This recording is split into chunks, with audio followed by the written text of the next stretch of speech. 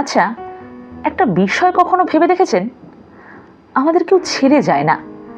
যদি কারোর সঙ্গে আপনার সম্পর্ক না থাকে, জানবেন ওই সম্পর্কটা বিষিয়ে যেত বা আলটিমেটলি ওয়ার্ক করতো না। গডস প্ল্যান বলে একটা বিষয় থেকেই যায়, আপনি অস্বীকার করতেই পারেন, তবে থাকে। যদি কেউ চলে যায় আপনার জীবন থেকে, দেখবেন অনেক ভালো কেউ আসবে আপনার জীবনে।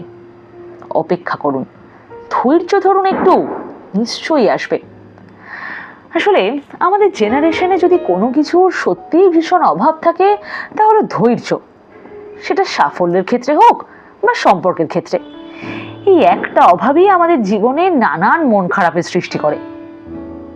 ভালো থাকুন, নিজের পরিবারকে গুরুত্ব দিন, বাইরের কোনো মানুষকে প্রাধান্য না দিয়ে নিজের পরিবারের সঙ্গে সময় কাটান, খাওয়া দাওয়া করুন, বন্ধুদের সাথে বিভিন্ন বিষয় নিয়ে আড্ডা দিন, বই পড়ুন।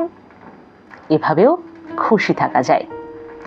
আরে চেষ্টা তো করুন, চেষ্টা না করেই বলে যাচ্ছে হবে না হবে না।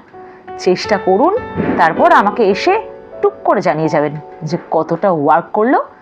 আর না করলে তখন একসঙ্গে বসে কিছু ভেবে নেব, ঠিক আছে?